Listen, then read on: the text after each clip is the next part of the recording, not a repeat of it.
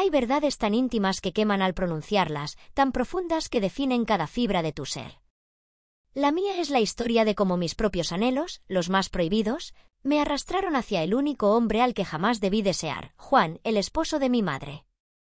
Cada día que pasa, me siento más atrapada en esa red de deseo y culpa, una red tejida en los rincones silenciosos de nuestra hacienda oaxaqueña.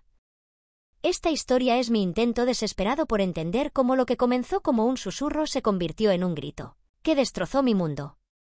El crujido de la puerta principal al cerrarse resonó como un disparo en el corazón de la hacienda, silenciando el aullido del viento y el golpeteo incesante de la lluvia. Mamá se había ido. Y con ella se llevó la última brizna de aire de la casa, dejando un vacío que dolía más que cualquier golpe. Juan y yo permanecimos inmóviles en la sala, la penumbra de la madrugada tiñendo de gris las paredes, el rastro de la noche anterior aún palpable en el aire, en el aroma a vetiver y a vainilla que se aferraba a mi camisón de algodón. Mis ojos buscaban los suyos en la oscuridad, un faro en la tormenta que acababa de desatarse. Juan, que un instante antes había sido la encarnación de mi deseo, era ahora un enigma.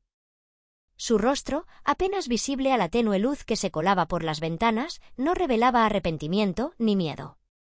Solo esa intensidad que siempre me había desarmado, una calma perturbadora que contrastaba con el huracán que rugía en mi pecho. El silencio entre nosotros se hizo denso, pesado, cargado de verdades inconfesables y promesas rotas. Podía sentir el calor de su cuerpo cerca del mío, una proximidad que antes había sido el inicio de un éxtasis y ahora era el eco de una devastación. Mi pijama, antes una caricia sobre mi piel, se sentía húmeda y pegajosa, como si el sudor de la vergüenza y el miedo se hubiera materializado. El aire se había vuelto irrespirable. No hubo palabras. Juan no era hombre de discursos. Solo su mano, grande y firme, se posó en mi nuca, un gesto que en otras circunstancias habría sido de consuelo, de posesión. Ahora era un ancla, impidiéndome caer al abismo de la culpa. Su pulgar rozó mi piel, enviando una descarga eléctrica que, a pesar de todo, aún me estremecía. Era una confirmación silenciosa de que, a pesar del caos, de la vida que acabábamos de destrozar, la conexión entre nosotros seguía intacta, una cuerda invisible que nos ataba en la oscuridad. La luz del amanecer comenzó a filtrarse con más fuerza, pintando la sala con tonos pálidos y revelando el desorden de nuestros cuerpos, la evidencia de nuestra transgresión. El suave crujido de la madera bajo mis pies descalzos al moverme, el roce del algodón contra mi piel, todo parecía amplificarse en el silencio opresivo. Mis ojos, hinchados por las lágrimas no derramadas, se posaron en el sillón donde habíamos estado, el lugar donde la intimidad se había sellado, y sentí un escalofrío. Juan se movió primero. Con una lentitud casi ceremoniosa, se apartó de mí, y el vacío que dejó su ausencia fue tan palpable como el dolor en mi alma. Se dirigió a la chimenea apagada, y con un movimiento experto, comenzó a avivar las brasas, como si el fuego pudiera disipar la helada que nos había invadido. El aroma a madera quemada se mezcló con el olor a humedad de la lluvia y el dulzor persistente de mi champú de vainilla. Lo observé, mi cuerpo aún tembloroso, mi mente un torbellino de emociones. Quería gritar, llorar, rogarle que me dijera algo, cualquier cosa que diera sentido a la desolación. Pero las palabras se negaban a salir. Se habían quedado atrapadas en el nudo de mi garganta, ahogadas por la pena y el deseo. Porque sí, incluso en ese momento de ruina, mi cuerpo lo anhelaba. Mi mente se aferraba a la intensidad de sus caricias, a la forma en que su boca había explorado la mía. Era una traición a mi propia moral, a mi madre, pero la verdad era que no podía negarlo. Cuando el fuego comenzó a crepitar, Juan se giró. Sus ojos oscuros se posaron en mí, y en su profundidad vi un reflejo de mi propio conflicto. No había arrepentimiento, no había condena. Solo una comprensión tácita, una aceptación silenciosa de lo que éramos, de lo que habíamos hecho.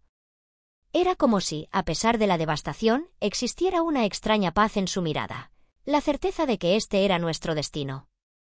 «Vete a dormir, Sofía», su voz grave, el mismo tono que usaba para sus lecciones, pero ahora desprovisto de toda sensualidad, solo una orden suave. «El día será largo». Mis piernas apenas me sostenían, pero obedecí. Me arrastré por el pasillo, cada paso una punzada de dolor, cada crujido de la madera un recordatorio de lo ocurrido. Mi habitación, antes un santuario, ahora me parecía una celda.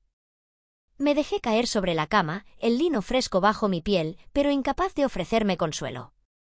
Las sábanas, que solo unas horas antes habían sido cómplices de mis fantasías más íntimas, ahora me parecían frías, ajenas.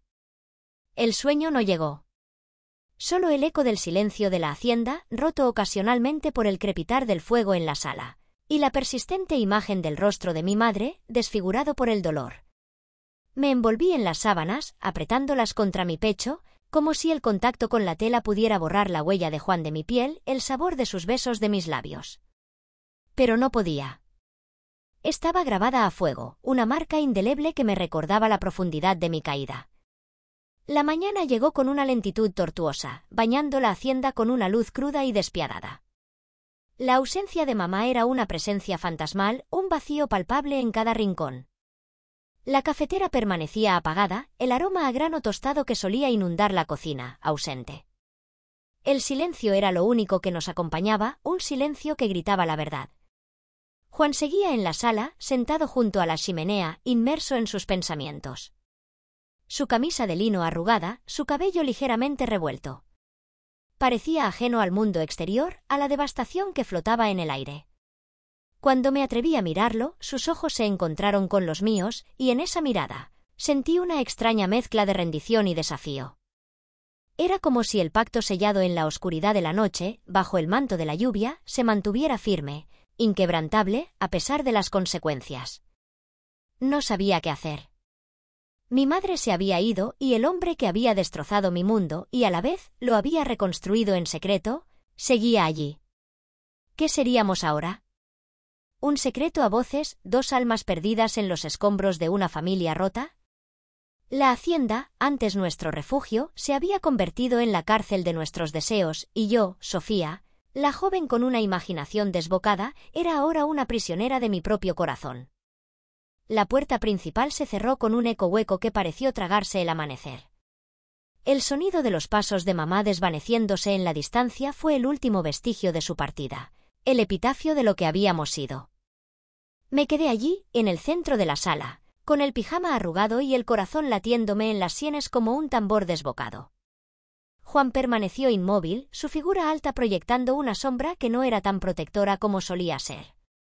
El aire, antes cargado de la promesa de lo prohibido, ahora era denso, pesado con la culpa y la incertidumbre. No hubo palabras. ¿Para qué? La escena lo había dicho todo. La vergüenza me quemaba la piel, pero bajo esa capa de angustia, una corriente subterránea de algo incomprensible, algo que rozaba la satisfacción, me recorría. Mamá se había ido. La amenaza constante de ser descubiertos había desaparecido, reemplazada por la cruda realidad de nuestra destrucción. Juan se acercó a mí con lentitud. Su mano, que un minuto antes había acariciado mi nuca con una delicadeza inaudita, ahora se posó en mi brazo, una presión firme, casi posesiva. Sus ojos, profundos y oscuros, me buscaron, buscando en los míos una respuesta que no tenía. ¿Arrepentimiento? ¿Deseo? ¿Fatalidad? Era una mezcla indescifrable de todo, un abismo al que me asomaba sin red. Sofía, su voz grave, apenas un susurro, rompió el silencio. No era una pregunta, sino una afirmación, una aceptación tácita de lo que éramos, de lo que habíamos hecho. Su aliento cálido rozó mi frente. Me aferré a su mano, sintiendo la textura áspera de su piel curtida por el sol, un ancla en el naufragio que se avecinaba. Los días siguientes se arrastraron como un castigo. La hacienda, antes un refugio bullicioso, se convirtió en un mausoleo de ecos. El silencio de mamá era ensordecedor, su ausencia, una presencia constante. Cada rincón, cada sombra, me recordaba su dolor, su desilusión. La culpa me devoraba, una bestia insaciable que roía mis entrañas. ¿Cómo se reparaba un corazón roto, una confianza traicionada? No lo sabía. Pero en la quietud de ese nuevo orden, nuestra relación se transformó. Las lecciones no cesaron, al contrario, se hicieron más abiertas, más desesperadas. Ya no había necesidad de escondernos, de susurrar. Cada encuentro era una afirmación, una búsqueda de consuelo en el caos. La tensión no desapareció, simplemente mutó. Ahora era la tensión del